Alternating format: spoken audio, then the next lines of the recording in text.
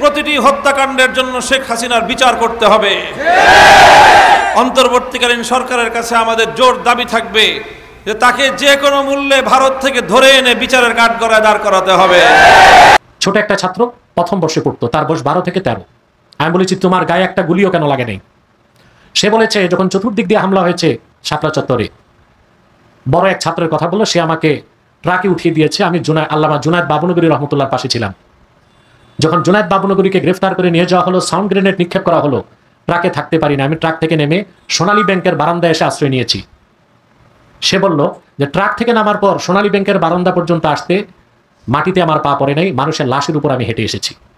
নাহিদ টেলিযোগাযোগ মন্ত্রী, বিশেষ করে তিনজনের দৃষ্টি আকর্ষণ করছি অতি দ্রুত এই এনটিএমসি থেকে বর্তমান ডিজিকে সরিয়ে নিষ্কণ্টক দেশপ্রেমিক একজন ডিজিকে বসাতে হবে। অবশেষে সাবেক প্রধানমন্ত্রী শেখ হাসিনা ভিডিও কলের মাধ্যমে আওয়ামী লীগ নেতাদেরকে কী বার্তা দিয়েছে? প্রিয় দর্শক শ্রোতা, ইতিমধ্যেই কিন্তু সোশ্যাল মিডিয়ায় সেই বিষয়টি তুমুল আকারে ভাইরাল হয়েছে। প্রিয় দর্শক, খুবই গুরুত্বপূর্ণ কয়েকটি ভিডিও নিয়ে আজকে আপনাদের সম্মুখে হাজির হওয়া। সেটি হলো সাবেক একজন সেনাবাহিনীর কর্মকর্তা বা অফিসার ছিলেন, তিনি কিন্তু অত্যন্ত ভয়াবহ কিছু তথ্য বর্ণনা করেছেন। এবং প্রিয় দর্শক শ্রোতা, হেফাজত ইসলামে কি ঘটনা ঘটেছিল সেই 13ই মে শাপলা চত্বরে এনায়েতুল্লাহ আব্বাসী সাহেবের মুখ থেকে সরাসরি শুনবেন। একদম ওখান থেকে জানে বেঁচে ফিরে আসা একজন মাদ্রাসা শিক্ষার্থীর বর্ণনা, যা শোনার সাথে সাথে আপনাদের শরীরে লোম দাঁড়িয়ে যাবে যে হাসিনা সরকার হেফাজত ইসলামের আলেম ওলামা সহকারে মাদ্রাসার শিক্ষার্থীদেরকে নির্মমভাবে হত্যা করেছিল সেই শাপলা চত্বরে 2013 সালে 5ই মে। প্রিয় দর্শক, তার সাথে সাথে আরও একটি ভিডিও ফুটেজ আপনাদের সাথে শেয়ার করব। তো আশা করি সবাই মনোযোগ সহকারে আজকের এই ভিডিওটি আপনারা দেখবেন এবং মনোযোগ দিয়ে শুনবেন। অবশেষে আল্লামা মামুনুল হক সাহেব কিন্তু তিনি বর্তমান সরকার প্রধান বা অন্তর্বর্তীকালীন সরকার প্রধান উপদেষ্টা ডক্টর ইউনূস সাহেবকে উদ্দেশ্য করে বলেছেন শেখ হাসিনাকে দেশে এনে তার বিচার করতে হবে, তাকে ফাঁসির কাস্টে ঝুলাতে হবে। প্রিয় দর্শক, এই মূলত এই 4টি ভিডিও নিয়ে আপনাদের সম্মুখে হাজির হয়েছি। সবাইকে বলবো খুবই গুরুত্বপূর্ণ ভিডিও, কেউ না টেনে দেখবেন। হ্যাঁ, না টেনে সম্পূর্ণ ভিডিওটি আপনারা দেখতে থাকুন। চলুন একটা লাইক দিয়ে আমরা সবগুলো ভিডিও দেখে আসি। ছোট একটা ছাত্র প্রথম বর্ষে পড়তো, তার বয়স 12 থেকে 13। আমি বলেছি তোমার গায়ে একটা গুলিও কেন লাগে নাই? সে বলেছে যখন চতুর্দিক দিয়ে হামলা হয়েছে শাপলা চত্বরে, বড় এক ছাত্রের কথা বললো, সে আমাকে ট্রাকে উঠিয়ে দিয়েছে। আমি আল্লামা জুনায়েদ বাবুনগরী রহমতুল্লাহর পাশে ছিলাম। যখন জুনায়েদ বাবুনগরীকে গ্রেফতার করে নিয়ে যাওয়া হলো, সাউন্ড গ্রেনেড নিক্ষেপ করা হলো, ট্রাকে থাকতে পারি না। আমি ট্রাক থেকে নেমে সোনালী ব্যাংকের বারান্দায় এসে আশ্রয় নিয়েছি। সে বলল যে ট্রাক থেকে নামার পর সোনালী ব্যাংকের বারান্দা পর্যন্ত আসতে মাটিতে আমার পা পড়ে নাই, মানুষের লাশের উপর আমি হেঁটে এসেছি। এর থেকেই বোঝা যায় কি পরিমাণ আলেম ওলামা এবং মাদ্রাসার ছাত্র নিহত হয়েছিল। সেদিনই জনগণ সিদ্ধান্ত নিয়েছে আওয়ামী লীগকে বাংলাদেশের ক্ষমতায় রাখা হবে না। হেফাজত ইসলাম নামার পর আমরা যখন দেখেছি হেফাজতের 13 দফা দাবির মধ্যে আমাদের সংগঠনের দাবি আছে কাদিয়ানীদেরকে রাষ্ট্রীয়ভাবে অমুসলিম ঘোষণার দাবি, আমরা সংগঠনের পক্ষ থেকে হেফাজতকে পূর্ণ সমর্থন দিই। 6 এপ্রিল আমরা উপস্থিত ছিলাম। 5ই মে আমি নিজে শাপলা চত্বর মঞ্চে উপস্থিত হয়েছি এবং সেদিন আমার 3টি বক্তব্য হয়েছিল। সেদিন আমি দেখেছি যে কতগুলো হেফাজত কর্মীকে হত্যা করা হয়েছে। আমার কাছে হিসাব আছে, আল জাজিরা বলেছে 3000 মাদ্রাসা শিক্ষক ও ছাত্রদের হত্যা করা হয়েছে। এটার পক্ষে আমার সাক্ষ্য আছে।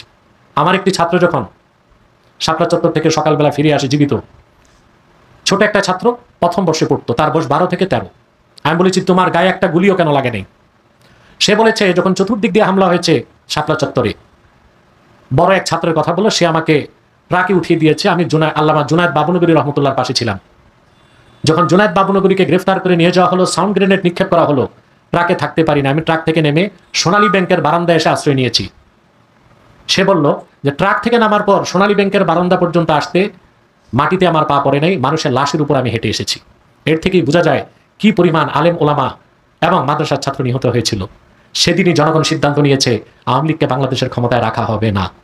পরবর্তীতে হেফাজতের নেতৃত্ব হলো ভাস্কর্য বিরোধী আন্দোলন এবং ভারতের আধিপত্যবাদের বিরুদ্ধে অসংখ্য মুসলমানের রক্তে রঞ্জিত কলঙ্কিত সন্ত্রাসী মোদীকে বাংলাদেশ আসার ক্ষেত্রে ঠেকাবার জন্য হেফাজতের নেতৃত্বে আলেম ওলামার নেতৃত্বে যে আন্দোলন হয়েছিল, সেই দিনও আমাদের 11টি তাজা প্রাণ ঝরেছিল। অতএব মানুষের বিরুদ্ধে আগ থেকেই আওয়ামী লীগের প্রতি ছিল ঘৃণা, বিদ্বেষ এবং আক্রোশ। এদেশে মুসলমান মাত্রই আওয়ামী লীগের প্রতি ঘৃণা ছিল। সে পুঞ্জীভূত আক্রোশ, ঘৃণা ও আওয়ামী লীগের প্রতি ক্ষোভ, তার শুধুমাত্র বিস্ফোরণ ঘটেছে ছাত্র আন্দোলনের মাধ্যমে। অতএব শুধুমাত্র ছাত্র আন্দোলনের সমন্বয়কারীদের কথাকেই রাখা, বাকি আলেমোলামা পীরমা শায়েখদেরকে একপাশ করে দেওয়া যদি হয়, তাহলে সন্ত্রাসমুক্ত, দুর্নীতিমুক্ত, সহিংসতামুক্ত বাংলাদেশ আবারও গঠন করা সম্ভব হবে না। আলেমোলামাদেরকে এই বিষয়গুলো এখনই অত্যন্ত মজবুতভাবে কথাগুলো তুলে ধরতে হবে। প্রতিটি হত্যাকাণ্ডের জন্য শেখ হাসিনার বিচার করতে হবে। অন্তর্বর্তীকালীন সরকারের কাছে আমাদের জোর দাবি থাকবে যে তাকে যে কোনো মূল্যে ভারত থেকে ধরে এনে বিচারের কাঠগড়ায় দাঁড় করাতে হবে। এক্ষেত্রে যদি ন্যায় বিচারের পথে ভারত যদি অন্তরায় হয়ে দাঁড়ায়, ভারতের ক্ষমতাসীন হিন্দুত্ববাদী সরকার যদি এক্ষেত্রে ন্যায় বিচারের পথে অন্তরায় হয়ে দাঁড়ায়, তাহলে তার সঙ্গে রাষ্ট্রীয়ভাবে বিহিত করতে হবে। দুটি কথা পরিষ্কার আমাদের। প্রথম কথা হলো এই, যতদিন তাকে আশ্রয় দেওয়ার সুযোগ আছে আশ্রয় দেন, কিন্তু খবরদার দিল্লিতে বসে বাংলাদেশের স্বাধীনতার বিরুদ্ধে, এদেশের জনগণের বিরুদ্ধে যদি কোনো ষড়যন্ত্র করা হয়, তাহলে এদেশের মানুষ 18 কোটি মানুষ ঐক্যবদ্ধভাবে সেটা রুখে দাঁড়াবে। দ্বিতীয় কথা, 2009 সালের পিলখানার হত্যাকাণ্ড, 2013 সালের শাপলা চত্বরের হত্যাকাণ্ড, 2014 সালের বিরোধী পথ এবং মতের লোকদের হত্যাকাণ্ড, 2021 সালের নরেন্দ্র মোদীর আগমন বিরোধী আন্দোলনে হেফাজতের নেতৃবৃন্দ এবং নেতাকর্মীদের হত্যাকাণ্ড, সর্বশেষ 2024 সালে অকাতরে ছাত্র জনতার এই হত্যাকাণ্ড, এই প্রতিটি হত্যাকাণ্ডের জন্য শেখ হাসিনার বিচার করতে হবে। অন্তর্বর্তীকালীন সরকারের কাছে আমাদের জোর দাবি থাকবে যে তাকে যে কোনো মূল্যে ভারত থেকে ধরে এনে বিচারের কাঠগড়ায় দাঁড় করাতে হবে। এক্ষেত্রে যদি ন্যায় বিচারের পথে ভারত যদি অন্তরায় হয়ে দাঁড়ায়, ভারতের ক্ষমতাসীন হিন্দুত্ববাদী সরকার যদি এক্ষেত্রে ন্যায় বিচারের পথে অন্তরায় হয়ে দাঁড়ায়, তাহলে তার সঙ্গে রাষ্ট্রীয়ভাবে বিহিত করতে হবে। আর এই জন্য আমাদের দেশবাসীকে আমাদের এই প্রতিষ্ঠিত ঐক্যকে ধরে রাখতে হবে। স্কুল, কলেজ, ইউনিভার্সিটি, মাদ্রাসার ছাত্ররা যেভাবে অভূতপূর্ব সিসাধারা প্রাচীরের মতো একটি ঐক্যের বন্ধন তৈরি করেছে, এই বন্ধনকে অটুট রেখে সর্বশ্রেণীর জনতা, দলমত নির্বিশেষে দেশ, জনগণ এবং ইসলামের জন্য আমাদের ঐক্যবদ্ধ থাকতে হবে। আর এই বিজয়কে চূড়ান্তভাবে জুলুম, অন্যায়, অবিচার মুক্ত, বৈষম্যহীন এক সমাজ যদি চূড়ান্তভাবে করতে হয়, মনে রাখতে হবে ইসলাম ছাড়া বিকল্প কোনো পথ নাই। কাজে আমরা জনগণকে আহ্বান জানাই, আসুন আমরা আমাদের অর্জিত এই সাময়িক বিজয়কে চূড়ান্ত এবং স্থায়ী রূপ দেওয়ার জন্য খেলাফত রাষ্ট্র ব্যবস্থা প্রতিষ্ঠার আন্দোলনকে শানিত করি। বাংলাদেশ খেলাফত মজলিস আপনাদেরকে আহ্বান জানাচ্ছে। খেলাফত যুব মজলিসের পতাকা তলে যুবকরা তোমরা সম্মিলিত হও, তোমরা ছাত্র মজলিসের সঙ্গে ছাত্র জনতা ঐক্যবদ্ধ হও। বাংলাদেশ খেলাফত মজলিস জনগণকে, যুব সমাজকে, ছাত্র সমাজকে নিয়ে আল্লাহর জমিন আল্লাহর খেলাফত কায়েমের মাধ্যমে মানুষের পূর্ণাঙ্গ অধিকার প্রতিষ্ঠার এই আন্দোলন ইনশাআল্লাহ অব্যাহত রাখবে। আগামী দিনের সকল সংগ্রামে, ন্যায় প্রতিষ্ঠার আন্দোলনে, খেলাফত কায়েমের অব্যাহত অভিযাত্রায় আমি আপনাদেরকে হাতে হাত রেখে আমরা একসঙ্গে এগিয়ে যেতে চাই, আপনাদেরকে পাশে চাই। আপনারা থাকবেন তো ইনশাআল্লাহ? নাসরুম মিনাল্লাহি ওয়া ফাতহুন করিব। আসসালামু আলাইকুম ওয়া রাহমাতুল্লাহ। উপস্থিত কেন্দ্রীয় ও জেলা ও স্থানীয় নেতৃবৃন্দ, সমবেত তৌহিদি জনতা, দেশপ্রেমিক এলাকাবাসী, আমি সর্বপ্রথম আজকে ওই সকল শহীদানদেরকে স্মরণ করি এবং তাদের রুহের মাগফিরাত কামনা করি, তাদের শাহাদাত কবুল হওয়ার জন্য দোয়া করি, যাদের আত্মত্যাগ এবং যাদের বুকের তাজা রক্তের বিনিময়ে এ জাতিকে আল্লাহ রাব্বুল আলামিন ফেসিবাদ এবং জালিম শাহির করাল গ্রাস থেকে মুক্তিদান করেছেন। এই সকল শহীদান যারা বুকের রক্ত দিয়েছেন, অকাতরে নিজেদের প্রাণ বিসর্জন দিয়েছেন, 2024 সালের জুলাই থেকে আগস্টের 5 তারিখ পর্যন্ত এই সংগ্রামেই প্রায় সহস্রাধিক আমাদের ছাত্র জনতা, এমনকি নারী শিশু পর্যন্ত নিহত হয়েছে। রাজপথে যেভাবে তারা পুলিশের বুলেটের আঘাতে জীবন দিয়েছে, ঠিক তেমনিভাবে ছাত্রলীগ, যুবলীগের সন্ত্রাসীদের ছোড়া গুলিতে এবং তাদের আক্রমণেও বহু নিষ্পাপ প্রাণ ঝরেছে। এমনকি ঘরের মধ্যে, বেডরুমে বাবার কোলে আশ্রিতা ছোট্ট শিশুও রেহাই পায় নাই জালিমের জুলুম থেকে। জনগণের টাকা দিয়ে কেনা হেলিকপ্টারে চড়ে আইন শৃঙ্খলা রক্ষাকারী বাহিনীর পোশাক পরিধান করে খুনির ভূমিকায় অবতীর্ণ হয়েছে আওয়ামী পেটোয়া বাহিনী। হেলিকপ্টার থেকে গুলি করে বাসার ছাদে ঘরের মধ্যে অবস্থানরত নিরীহ নারী পুরুষকে তারা হত্যা করেছে। এক কথায় বলতে গেলে একটি সাধারণ দেশের, শান্তিপূর্ণ দেশের সিভিলিয়ানদেরকে, নিরস্ত্র সাধারণ নাগরিকদেরকে এভাবে পাখির মতো গুলি করে হত্যা করার দৃষ্টান্ত এক বর্বর ফেরাউনের যুগ ছাড়া অন্য কোনো সময় এই ধরনের বর্বরতার নজির খুঁজে পাওয়া যায় না।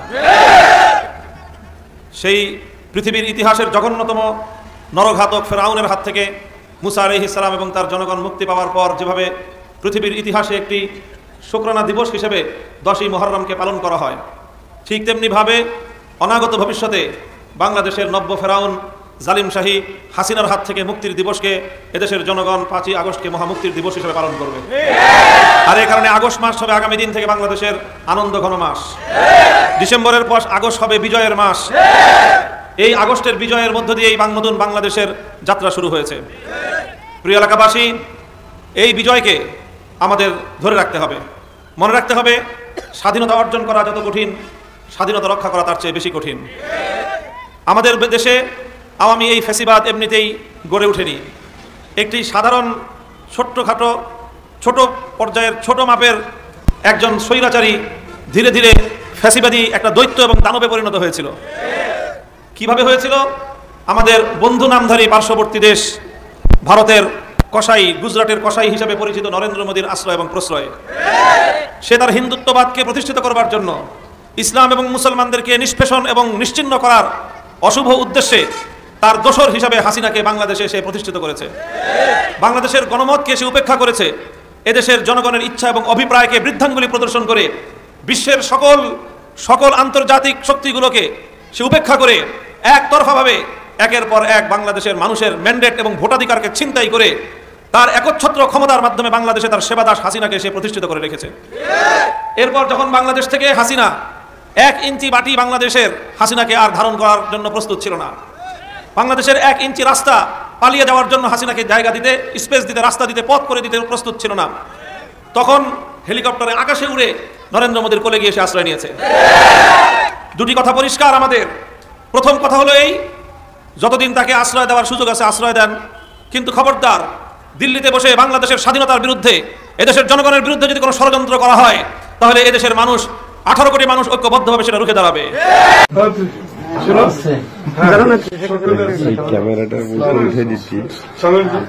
আল্লাহ অনেক, আপনার দোয়ার বরকতে, আল্লাহর রহমতে আমরা সুন্দরভাবে সাকসেসফুল হয়েছি, সবার সহযোগিতা। ওই ক্যামেরাটা উপরে উঠে দিই। সবাই প্রত্যাহার করছে, এই যে ঐক্যটা হচ্ছে, এই ঐক্যটা ধরে রেখে সবাই চলতে হবে এবং যারা আপনাদের স্যাক্রিফাইস করছে তাদের সবাইকে আমার আন্তরিক ধন্যবাদ।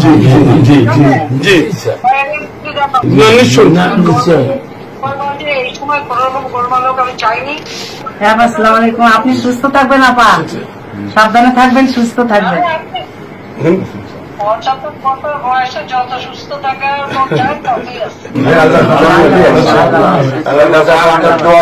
সকলে আপনাদের দোয়া করতে ইনশাল্লাহ, সকলে আমরা সকলকে মোটামুটি একসাথে ধরে রাখতে পারি ইনশাল্লাহ। জি জি জি জি জি অনেক লোক ছিল। জি ভালো। এইরকম একজন গণহত্যাকারী অপরাধীকে ভারত তার মাটিতে আশ্রয় দিয়ে এখন বলছে তিনি রাজনৈতিক আশ্রয়ে এখানে এসেছেন। রাজনৈতিক পরিচয় শেখ হাসিনা হেফাজতের সমাবেশে যেদিন গুলি চালিয়ে মুসল্লিদের হত্যা করেছিলেন, সেদিনই তার রাজনৈতিক পরিচয় হারিয়ে গেছেন। তিনি একজন খুনি, তিনি একজন অপরাধী এবং বাংলাদেশে তার বিচার হবে। ভারত এই নিকৃষ্ট মানবতা বিরোধী অপরাধীকে সেখানে আশ্রয় দিয়ে ভারত নিজেও একটা সন্ত্রাসী রাষ্ট্র হিসাবে নিজের পরিচয় তুলে ধরতে ব্যস্ত। আপনারা নিশ্চয়ই শুনেছেন, এবার ছাত্র আন্দোলনের মুখে ভারত বিভিন্ন ইউটিউব এবং এনডিটিভি চ্যানেল বা ভারতের পররাষ্ট্রমন্ত্রী পার্লামেন্টে দাঁড়িয়ে যে বক্তব্যগুলি দিয়েছেন, সেখানে হিন্দুদের উপর অত্যাচারের কাহিনী ছিল, সেখানে পুলিশ কতজন মারা গিয়েছে সেই বর্ণনা ছিল, কিন্তু কতজন ছাত্র জনতা মরেছে সেটা আমরা কেউ একবার মুখে আনেননি। এইভাবে যদি ওনারা মনে করেন যে বাংলাদেশে শুধু আওয়ামী লীগের পিছনেই উনি দৌড়াবেন আর শেখ হাসিনার পিছনেই উনি দৌড়াবেন আর মুখে বলবেন আমরা বাংলাদেশের জনগণের বন্ধু হতে চাই, আমি দুঃখিত, এইরকম কপট বন্ধু আমাদের প্রয়োজন নেই। ভারত যদি ঠিকভাবে শেখ হাসিনাকে বাংলাদেশে ফেরত পাঠায়, সেদিন বুঝবো ভারত আমাদের জনগণের সাথে বন্ধুত্ব করতে চায়। ভারত যদি বাংলাদেশের হাজার হাজার মানুষের হত্যাকারী শেখ হাসিনাকে ভারতের আশ্রয় দিয়ে রাখে, ততদিন পর্যন্ত ভারতকে আমরা বন্ধু হিসাবে কখনোই মেনে নেব না। ভারতকে আমি আগেও বলেছি, এখন আবার বলছি, কি করলে বাংলাদেশের মানুষ আপনাদের সাথে শত্রুতা করবে না, কি করলে বাংলাদেশের মানুষ খুশি হবে সেটা ভাবুন। হাসিনাকে খুশি করে বাংলাদেশের মানুষের মন জয় করার দিন শেষ। আপনাদের অনেক আগে বলেছিলাম, আজকে আবার বলছি, ভারতীয় সরকারকে বাংলাদেশ নিয়ে আপনাদের বৈদেশিক পলিসি ভুল ছিল, এখনো ভুল রাস্তায় আপনারা হাঁটছেন। আপনারা সংশোধিত হন। আপনারা যদি এইভাবে বাংলাদেশের মানুষকে আপনাদের পলিসি দিয়ে বিক্ষুব্ধ করে রাখেন, তাহলে সেই বিক্ষিপ্ত একটা পাশের একটা দেশ আপনাদের জন্য সুখ বয়ে আনতে পারবে না। তখন এই বিক্ষুব্ধ দেশ থেকে আপনাদের দিকেও বিক্ষুব্ধতা ছড়াবে, যেমন এখন কলকাতায় চলছে। এবং ভারতের অন্যান্য কয়েকটা রাষ্ট্রেও ছাত্রদের আন্দোলন চলছে একজন নারী ডাক্তারের হত্যা নিয়ে। ভারতকে শেষবারের মতো অনুরোধ করছি, আপনারা আমাদের প্রতি, জনগণের প্রতি বন্ধুত্ব প্রসারিত করুন। শেখ হাসিনা একজন নৃশংস খুনি, তাকে যদি আপনারা রাজনৈতিক আশ্রয়ের বিবেচনা করেন সেটা সুবিবেচনা হবে বলে মনে করছি না। এই হাসিনা পতন আন্দোলনে অনেক লোক, বাংলাদেশের প্রায় 95% লোক বিভিন্নভাবে তাদের অবদান রেখেছেন। যেমন মুক্তিযুদ্ধের সময় একদল যোদ্ধা ছিলেন, তারা অস্ত্র হাতে নিয়ে পাকিস্তানি সেনাবাহিনীর সাথে সম্মুখ যুদ্ধ করেছেন, তাদেরকে পিছন থেকে সহযোগিতা করেছেন তৎকালীন পূর্ব পাকিস্তানের বাঙালি নাগরিক প্রায় সবাই। কেউ আশ্রয় দিয়েছেন, কেউ বস্ত্র দিয়েছেন, কেউ তাদের খাবার দাবারের ব্যবস্থা করেছেন, কেউ তাদের লুকিয়ে থাকার জন্য সহযোগিতা করেছেন, কেউ তাদের খবরাখবর এক দল থেকে অন্য দলে আদান প্রদান করার সুবিধা করে দিয়েছেন। ঠিক একইভাবে এবারের এই দ্বিতীয় মুক্তিযুদ্ধে সকল বাঙালি তার পজিশন থেকে, তার বয়স অনুযায়ী, সামর্থ্য অনুযায়ী এবং সক্ষমতা অনুযায়ী কাজ করেছে। এখানে কারো অবদান ছোট করে দেখবার কোনো সুযোগ নেই। আপনারা হয়তো জানেন যে এই আন্দোলন চলাকালীন রিক্সাওয়ালা ভাইরা আমাদের বিভিন্ন জায়গায় নিয়ে গেছেন, কোনো টাকা নেননি। আমাদের ছেলেদের আহত বা মৃতদেহ বহন করেছেন, কোনো ভাড়া নেন। এইভাবে সমস্ত বাঙালি জাতি একসাথে হয়ে এই যুদ্ধটা লড়েছে, আর একবার লড়েছিল ৭১। সেই জন্য আমরা বলি এটা আমাদের দ্বিতীয় মুক্তিযুদ্ধ এবং আমরা জয়ী হয়েছি। খুনি হাসিনার পতন হয়েছে, খুনি হাসিনা নির্বাসিত হয়েছে ভারতে। পিনাকি ভট্টাচার্য বর্তমানে তার পাসপোর্ট না থাকার কারণে সম্ভবত ঢাকায় আসতে পারছেন না। আমরা চাই তাকে ফ্রান্সের এমবেসি থেকে প্রয়োজনীয় একটা ট্রাভেল পাস দেওয়া হোক, যেটা নিয়ে তিনি একটা বিমানে চড়ে বৈধভাবে ঢাকায় আসতে পারেন এবং জয়ের এই আনন্দে অংশগ্রহণ করতে পারেন, জয়ের এই আনন্দে আমাদের সঙ্গ দিতে পারেন। তার থেকে সব থেকে বড় বিষয় হচ্ছে ভারতের পণ্য বর্জন যে আন্দোলন আমরা শুরু করেছিলাম জানুয়ারি মাসের 22 তারিখের পরে কোনো এক সময় এবছরই, সেটা প্রধান উৎসাহদাতা ছিলেন এই পিনাকি ভট্টাচার্য। আজকে আমরা সেই ভারতীয় পণ্য বর্জন আন্দোলনকে ভারত বর্জন আন্দোলনে রূপান্তরিত করতে চাই। আপনারা সবাই আমাদের সাথে থাকবেন এবং এই সার্বিকভাবে ভারত বর্জন আন্দোলনে পিনাকি ভট্টাচার্যকে আমরা আমাদের মাঝে দেখতে চাই। এটাই বর্তমান সরকারের কাছে আমাদের দাবি এবং আমরা চাই তিনি মুক্ত হয়ে ঢাকায় আসুন, তিনি এখানে এসে স্বাভাবিকভাবে চলাফেরা করুন এবং আমাদের সাথে ভারত বর্জন আন্দোলনে সঙ্গ দিন। ভারত বর্জন কেন করতে চাই এখন, ভারতীয় পণ্য বর্জনকে আরো আপগ্রেড করে, সেটা আপনাদের বুঝিয়ে দিচ্ছি। আপনারা জানেন গত 15-16 বছরে শেখ হাসিনা একের পর এক খুন করেছেন এবং এই দেশে একটা গণহত্যা চালিয়েছেন। হেফাজতের গণহত্যা, তারপরে গুম, বিচারবিহীন হত্যাকাণ্ড এবং শেষ পর্যন্ত এই জুলাই আগস্ট মাসে হাজারের উপরে ছাত্র এবং জনতার উপরে নির্বিচারে গুলিবর্ষণ। এটা পৃথিবীর যে কোনো সংজ্ঞায় একটা গণহত্যা হয়েছে এবং সেটা। প্রিয় দর্শক শ্রোতা, আশা করি ভিডিওগুলো আপনারা দেখলেন। অবশ্যই আপনাদের মূল্যবান মতামত জানাবেন। তো মাঝখানে একটা কথা বলছি, যারা এখন পর্যন্ত আমাদের এই চ্যানেলটি সাবস্ক্রাইব করেনি, প্রতিনিয়ত এই ধরনের সকল প্রকার নিত্য নতুন আপডেটগুলো পেতে আমাদের চ্যানেলটি সাবস্ক্রাইব করে আমাদের সাথে থাকবেন। হ্যাঁ প্রিয় দর্শক শ্রোতা, যে ভিডিওগুলো নিয়ে আপনাদের সম্মুখে হাজির হয়েছিলাম, আশা করি মনোযোগ সহকারে সেই ভিডিওগুলো দেখেছেন এবং এনায়েতুল্লাহ আব্বাসী, আল্লামা মামুনুল হক সাহেব সহ আরও 2টি ভিডিও কিন্তু আপনাদের সাথে শেয়ার করেছি। সেই ভিডিওগুলো দেখেছেন এবং তাদের কথাগুলো শুনেছেন। এবার আপনাদের মূল্যবান মতামত কী সেটা অবশ্যই আজকের ভিডিওর কমেন্ট বক্সে জানিয়ে দিন। আর প্রচুর পরিমাণে আজকের ভিডিওটি শেয়ার করে দিন, যেন সাবেক প্রধানমন্ত্রী শেখ হাসিনা যে অপকর্মগুলো করে গেছে, আলিম ওলামাদেরকে যেভাবে শাপলা চত্বরে হত্যা করেছে, যারাই বা তার সাথে জড়িত আছে, অবশ্যই আমরা তাদের বিচার এই জনসম্মুখে আমাদের বাংলাদেশের জমিনে আমরা দেখতে চাই। এটা আমাদের সকলের দাবি, কারণ কতগুলো আলিম ওলামাকে মারা হয়েছে সেটা যারা দেখেছে তারাই একমাত্র ভালো জানে। যেমন এনায়েতুল্লাহ আব্বাসী সাহেবের কাছে একটা শিক্ষার্থী এসে বর্ণনা করেছে, সেটা হয়তো আপনারা শুনেছেন। তো যাই হোক প্রিয় দর্শক শ্রোতা, ভিডিওটি লম্বা কারণে ভিডিওটি এখানে শেষ করছি। আপনাদের মূল্যবান মতামত জানিয়ে দেবেন, পারলে ভিডিওটি শেয়ার করে দেবেন। আর আমাদের চ্যানেলে এখনও যারা সাবস্ক্রাইব করেন, আশা করে সাবস্ক্রাইব করে দিবেন। যারা করেছেন তাদের ধন্যবাদ জানিয়ে ভিডিওটি এখানে শেষ করছি। সে পর্যন্ত সকলে ভালো থাকবেন, সুস্থ থাকবেন। আবারও দেখা হবে, কথা হবে নতুন কোনো টপিক, নতুন কোনো ভিডিও নিয়ে। আজকের মতো ছিল এ পর্যন্তই। আল্লাহ হাফেজ।